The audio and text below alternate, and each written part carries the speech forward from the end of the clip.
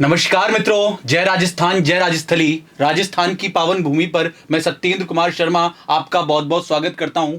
राजस्थान के बारे में कहा जाता है कि राजस्थानी धरा शौर्य की कथा कहा करती है, पानी कम है मगर रक्त की नदी बहा करती हैं।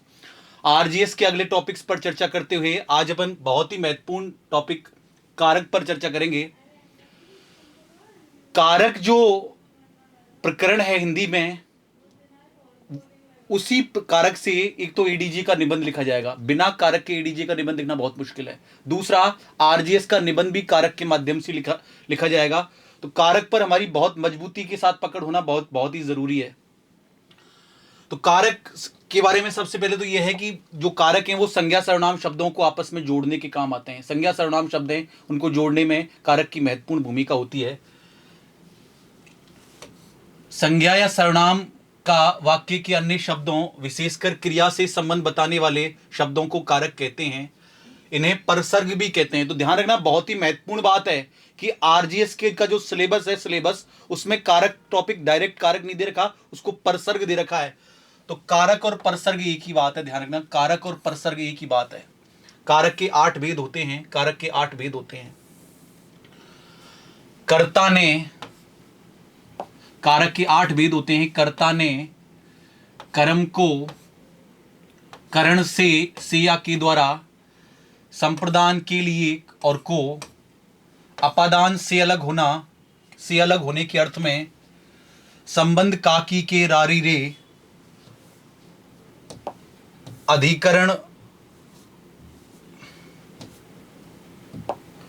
अधिकरण में पर संबोधन हे ओ अरे। तो अपन जो आरजीएस के अभ्यर्थियों के लिए अगर कारक की बात की जाए तो अपने लिए कारक की एक अलग ही परिभाषा है, अलग ही क्रम में अपन कारक को पढ़ेंगे। पहली बात तो यह है कि सिंपल से एग्जांपल्स देखें कि राम ने लिखा तो ने कारक चिन्ह का प्रयोग हो रहा है, ने का, तो कर्ता कारक है। राम ने लिखा,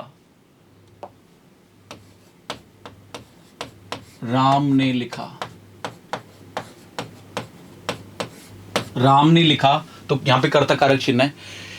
केवल जहां पर ने वाक्य में ने होगा तो ये किसी की कोई पहचान नहीं हुई कि जहां पर ने होगा वो कर्ता कारक हुआ। किसी वाक्य में कोई कारक चिन्ह नहीं है, ऐसा कोई सेंटेंस हो जिसमें कोई भी कारक चिन्ह नहीं है, वो भी कर्ता कारक है। ध्यान रखना, इस चीज को, बहुत महत्वपूर्ण बात है कि कोई सेंटेंस हमको ऐसा दिखे जिसमें कोई भी कारक चिन्ह नहीं है, तो वो भी कर्ता कारक है। दूसरा है कर्म को। राम ने शाम को पानी दिया, करण से का मतलब है साधन। करण का मतलब है, करण कारक चिन्ह का मतलब है साधन। करण का मतलब है साधन। रोहन पेन से लिखता है, तो करण कारक है। करण का शाब्दिक अर्थ ही साधन है। करण का शाब्दिक अर्थ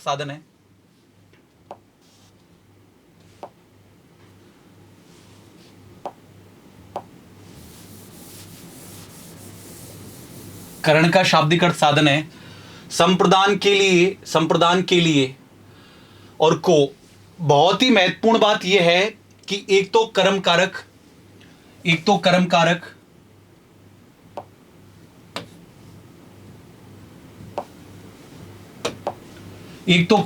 में भी को का प्रयोग होता है और एक संप्रदान कारक में भी को का प्रयोग होता है। इन दोनों विभक्तियों में ही को का प्रयोग होता है। मैं आपको आगे बताऊंगा कैसे कैसे को का प्रयोग होता है। अपादान का मतलब होता है, अपादान कारक का मतलब देना, अर्थात पूर्ण रूप से। अपादान कारक का अर्थ होता है से अलग होने के अर्थ में अपादान कारक का प्रयोग होता है। संबंध का की रारेरी अधिकरण में पर और संबोधन हे ओ अरे। ये कारक चिन्ह हो गए हमारे 8। कर्ता ने कर्म को करण से संप्रदान के लिए, अपादान से अलग होना, संबंध का के की रारेरी अधिकरण में पर और संबोधन हे ओ अरे। अब एक एक कारक चिन्ह को हम डिटेल से पढ़ेंगे।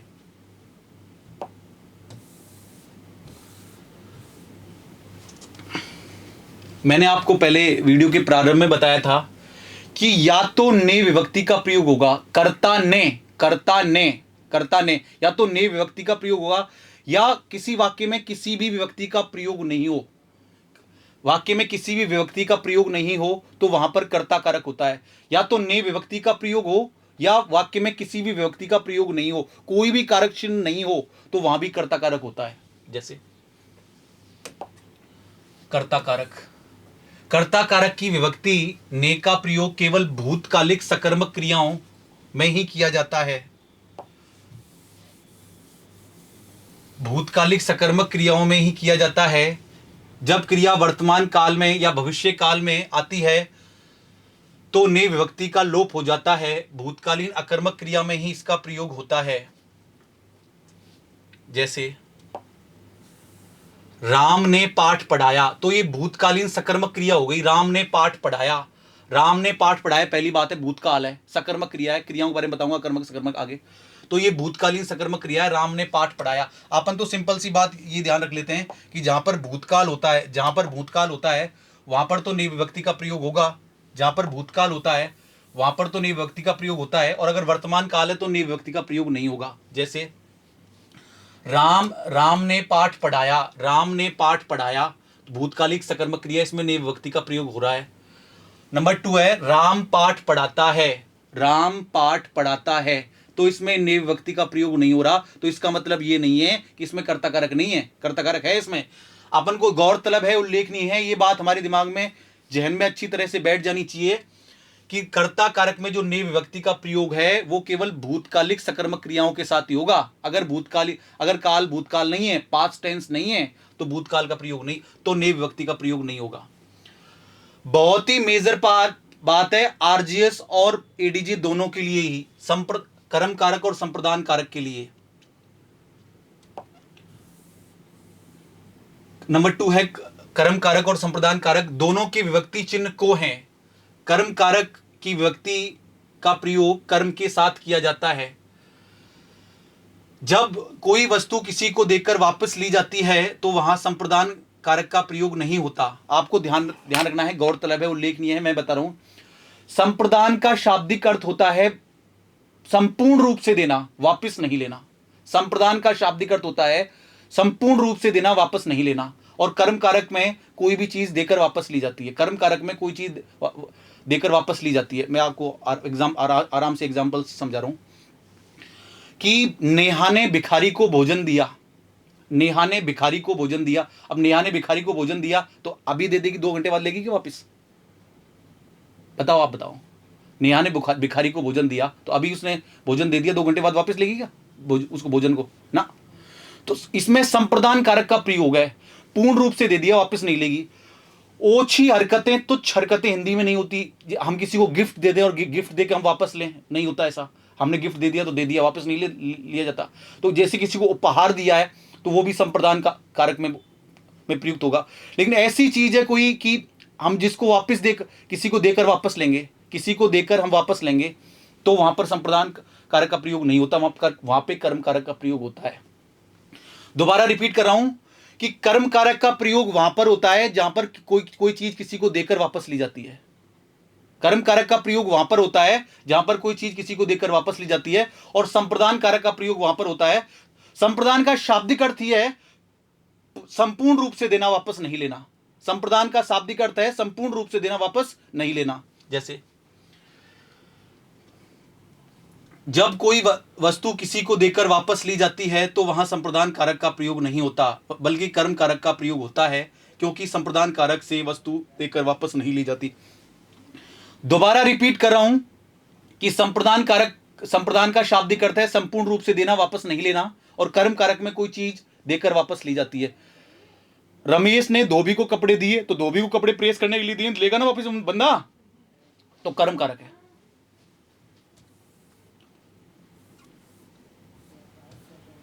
ये कर्म कारक के एग्जाम्पल हैं। अपन यहां केवल इन 2 एग्जाम्पल्स पे फोकस करते हैं।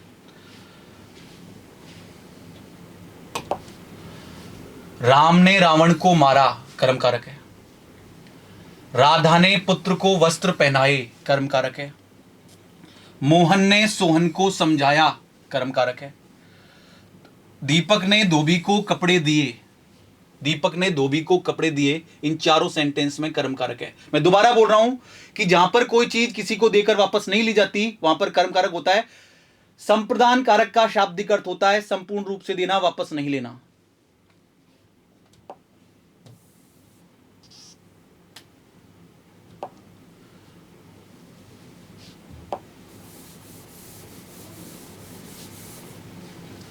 जबकि संप्रदान का शाब्दिक अर्थ है देना अथवा संपूर्ण रूप से देना, अर्थात किसी को कुछ देने पर अथवा किसी के लिए कुछ करने पर संप्रदान कारक का प्रयोग होता है। इसमें को विभक्ति का प्रयोग के लिए के संदर्भ में होता है।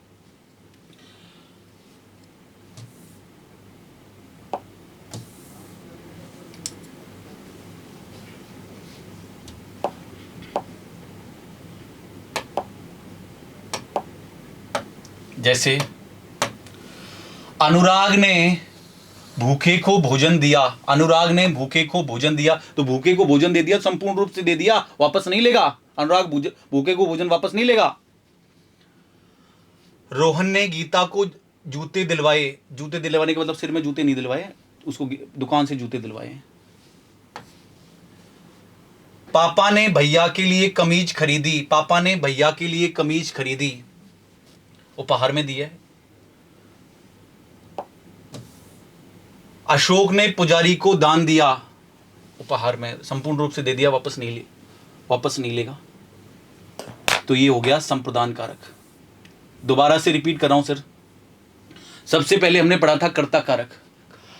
कोई भी सेंटेंस एडीजे के निबंध में हमको लिखना है, आरजीएस में लिखना है, आरजीएस प्री में किसी कर्ता की पहचान करनी है हमको, पर सर्वनाम से टॉपिक आएगा, तो भैया ये ध्यान रखना है अपन को कि या तो ने विभक्ति का प्रयोग होगा, या सेंटेंस में कोई ऐसा, या वाक्य में कोई ऐसा कोई वाक्य आ जाए जिसमें किसी भी व्यक्ति का प्रयोग नहीं हो रहा, तो वो कर्ता कारक होगी। बात क्लियर? ने विभक्ति का प्रयोग तो केवल भूतकालीन सकर्मक क्रिया के साथ किया जाता है। नंबर 2 है कर्म कारक व संप्रदान कारक, दोनों के विभक्ति चिन्ह को हैं। कर्म कारक की विभक्ति का प्रयोग कर्म के साथ किया जाता है। अब आपको मैंने अच्छी तरह से बता दिया, समझा दिया। इस चीज को ध्यान रखना है कि कर्म कारक में और संप्रदान कारक में, कर्म कारक वो होता है जहां पर हम किसी चीज को देकर वापस लेते नहीं लेते, बताओ? कर्म कारक में लेते नहीं लेते, बताओ? संप्रदान कारक में संपूर्ण रूप से देना, वापस नहीं लेना। कर्म कारक में संप्रदान कारक का शाब्दिक अर्थ होता है संपूर्ण रूप से देना, वापस नहीं लेना, और कर्म कारक में कोई चीज देकर वापस ली जाती है, ध्यान रखना।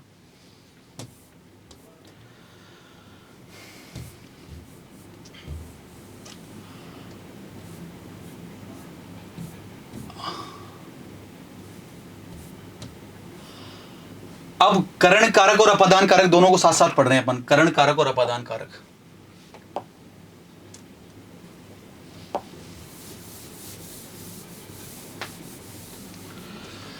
करण कारक व अपादान कारक दोनों के विभक्ति चिन्ह से हैं। करण कारक की विभक्ति से का प्रयोग साधन के अर्थ में किया जाता है।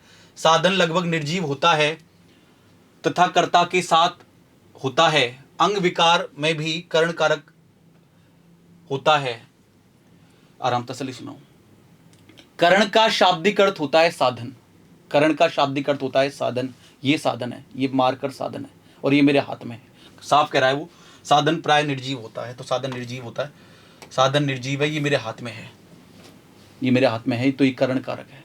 साधन कर्ता के हाथ में होता है,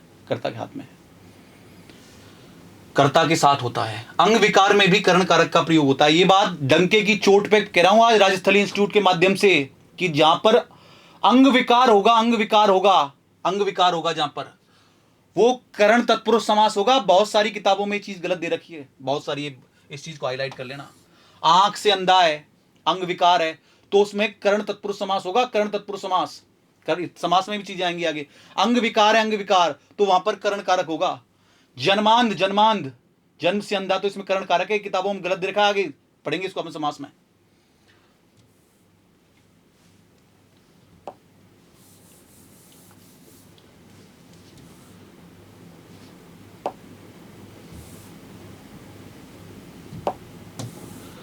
जैसे राम कलम से लिखता है, राम कलम से लिखता है करण कारक है, राम कलम से लिखता है, कलम से लिखता है, साधन निर्जीव है, साधन निर्जीव उसके कलम से लिखता है, कर्ता के हाथ में होता है, कलम से लिखता है, राम कलम से लिखता है। पंकज चाकू से फल काटता है, पंकज चाकू है, ये रहा चाकू निर्जीव है, चाकू से फल काट रहा है, करण कारक है। सोहन हवाई जहाज से दिल्ली जाता है, हवाई जहाज निर्जीव है, हवाई जहाज उसके साधन के रूप में काम कर रहा है, करण कारक है। दिनेश आंखों से अंधा है, ये थोड़ा मिस्टेक हो गई,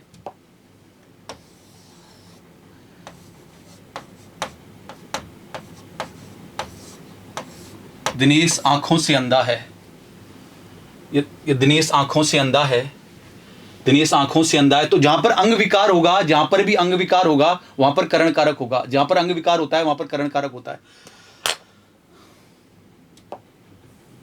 दोबारा रिपीट कर रहा हूं, करण कारक और अपादान कारक दोनों के विभक्ति चिन्ह से हैं। करण कारक में विभक्ति चिन्ह से का प्रयोग साधन के अर्थ में किया जाता है, जहां पर साधन के अर्थ में प्रयोग होगा वो करण कारक होता है। करण का शाब्दिक अर्थी साधन होता है, करण का जो शाब्दिक अर्थ है, करण का शाब्दिक अर्थी साधन है। दूसरा, अंग विकार में भी कर्ण कारक का प्रयोग होगा, अंग विकार में भी कर्ण कारक का प्रयोग होगा। जैसे राम कलम से लिखता है, राम कलम से लिखता है, राम कलम से लिखता है, पंकज चाकू से फल काटता है, पंकज चाकू से फल काटता है। सोहन हवाई जहाज से दिल्ली जाता है, दिनेश आंखों से अंधा है, दिनेश आंखों से अंधा है। अब तक स्कूलों में हमको खूब कूट कूट के सिखाया गया है कि जहां पर पेड़ से पत्ता होगा अलग होगा वो अपादान कारक होगा। एक परिस्थिति बताइए बस। लेकिन हम तैयारी कर रहे हैं आरजीएस की, 1 लाख रुपए की नौकरी, 1 लाख रुपए की नौकरी, एडीजे की तैयारी कर रहे हैं हम, पटवारी कांस्टेबल की नहीं। तो अपन को ध्यान रखना है कि अपादान कारक का प्रयोग अनेक परिस्थितियों में किया जाता है, अपादान कारक का प्रयोग अनेक परिस्थितियों में किया जाता है। केवल पेड़ से पत्ता अलग होगा उसी परिस्थिति में अपादान कारक का प्रयोग नहीं होगा। बहुत सारी परिस्थितियां ऐसी जहां अपादान कारक का प्रयोग होता है। केवल पेड़ से पत्ता अलग होना या सेवानिवृत्त में केवल अपादान तत्पुरुष समास नहीं है, जहां पे अलग होने की स्थिति में नहीं होता। कैसे? पहली परिस्थिति है कारण, अपादान कारक में पहली जो परिस्थिति है वो है कारण। पहली परिस्थिति है कारण, मैं गर्मी से परेशान हूं, पहली परिस्थिति है कारण। अगर पहली परिस्थिति होगी गर्मी से परेशान हूं तो यहां भी कौन सा कारक होगा? अपादान। दूसरी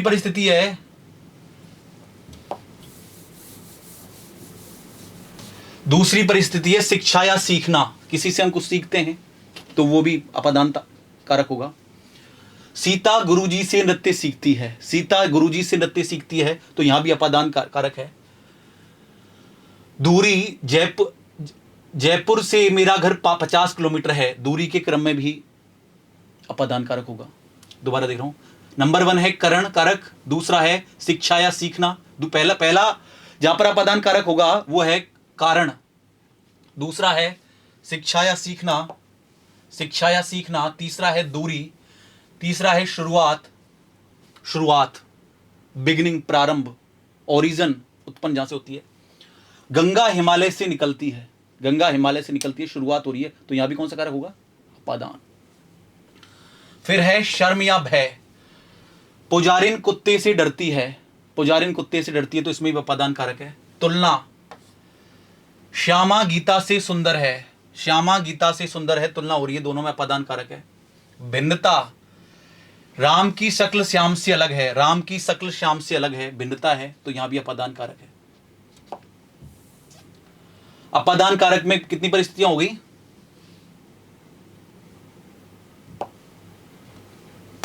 number 1, number 2, 3, 4, 5, 6, 7,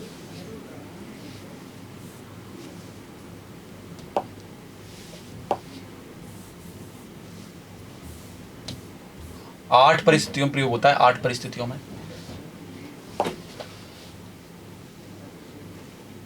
1 number, 2 number, 3 number, 4 number, 5, 6, 7 परिस्थितियों में प्रयुक्त होता है। 7 परिस्थितियों में अपादान कारक का प्रयोग होता है, 7 परिस्थितियों में अपादान कारक का प्रयोग होता है।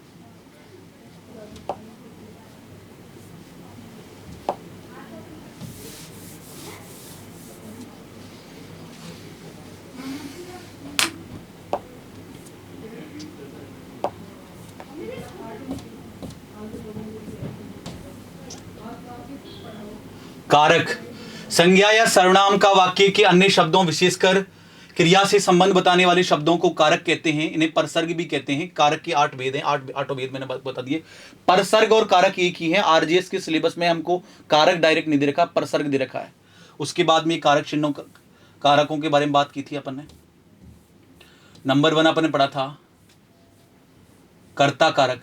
अपन को ध्यान रखना है कि वाक्य में कोई ऐसा सेंटेंस हो, क्वेश्चन नंबर 5 आरजीएस में कारक से संबंधित होता है, तो जहां पर या तो ने आएगा, या तो ने का प्रयोग होगा, या किसी भी या वाक्य में किसी भी कारक चिन्ह का प्रयोग नहीं होगा। या तो ने का प्रयोग होगा या वाक्य में किसी भी कारक चिन्ह का प्रयोग नहीं होगा, तो वो कर्ता कारक होगा। या तो ने का प्रयोग होगा या किसी भी कारक चिन्ह का प्रयोग नहीं होगा, वो कर्ता कारक होता है। ने का प्रयोग केवल भूतकालीन सकर्मक क्रियाओं के साथ होता है। ने का प्रयोग केवल भूतकालीन सकर्मक क्रियाओं के साथ होता है। नंबर 2 है जबकि संप्रदान का शाब्दिक अर्थ है देना या संपूर्ण रूप से देना, अर्थात किसी को कुछ देने। दूसरा पढ़ा था अपन ने कर्म कारक और संप्रदान कारक। कर्म और संप्रदान को मैंने बहुत अच्छी तरह से आपको डिफाइन किया था कि कर्म में हम जब किसी को कोई चीज दे देते हैं तो उसको वापस लेते हैं। कर्म में जब हम किसी को कोई चीज दे देते हैं तो उसको वापस लेते हैं। और संप्रदान का शाब्दिक अर्थ होता है पूर्ण रूप से देना, वापस नहीं लेना। संप्रदान का शाब्दिक अर्थ होता है पूर्ण रूप से देना, वापस नहीं लेना। करण कारक, करण का मतलब मैंने बताया आपको साधन, करण का मतलब होता है साधन। और अपादान का मतलब है पूर्ण रूप से देना, वापस नहीं लेना। अपादान का अर्थ है पूर्ण रूप से देना, वापस नहीं लेना। जबकि अपादान कारक का प्रयोग अनेक परिस्थितियों में किया जाता है। इनमें से मुख्य है, ठीक है, ये परिस्थिति बता दी मैंने आपको। संबंध कारक का प्रयोग, अगर संबंध तत्पुरुष समास की अपन बात करें, संबंध तत्पुरुष समास की बात करें तो मैक्सिमम जो ब्लड रिलेशन है वहां पर संबंध कारक का प्रयोग और संबंध तत्पुरुष समास का प्रयोग होता है। इसके अलावा और कहां होता है?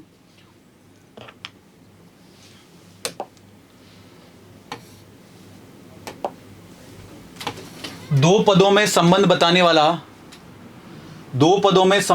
वाला कारक संबंध कारक होता है। दो पदों में संबंध बताने वाला कारक संबंध कारक होता है। संबंध कारक की विभक्तियों का अधिकतर प्रयोग सर्वनाम शब्दों के साथ किया जाता है। सर्वनाम शब्दों के साथ किया जाता है, जैसे हमारा, मेरी, तुम्हारी, आपकी, उसके इत्यादि। तुम्हारा भाई आ रहा है, तुम्हारा भाई आ रहा है। उसकी मम्मी कह रही थी मेरा भाई कल जयपुर जाएगा।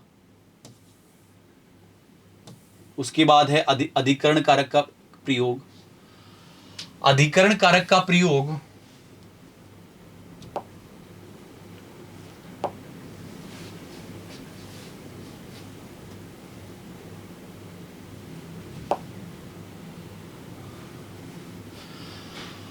अधिकरण कारक का प्रयोग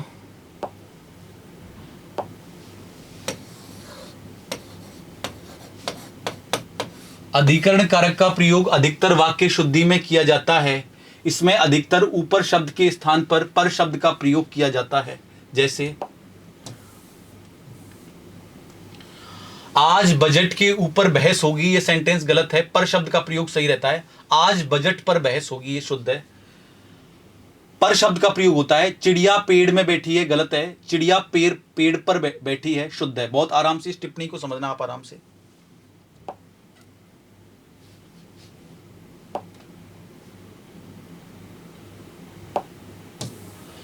जब दो वस्तुओं का आपस में स्पर्श होता है, अर्थात एक दूसरे से संबंधित होता है, वहां पर शब्द का प्रयोग होता है।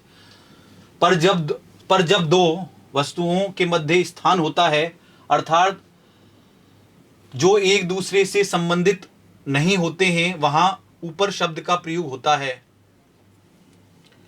मैं छत के ऊपर हूं, अशुद्ध है। मैं छत पर हूं, शुद्ध है।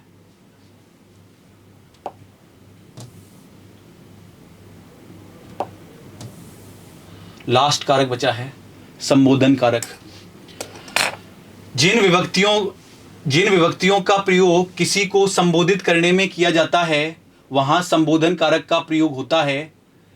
इन विभक्तियों का प्रयोग सदैव वाक्य के प्रारंभ में होता है। जैसे अरे कहां जा रहे हो, बच्चों मेरे पास आओ।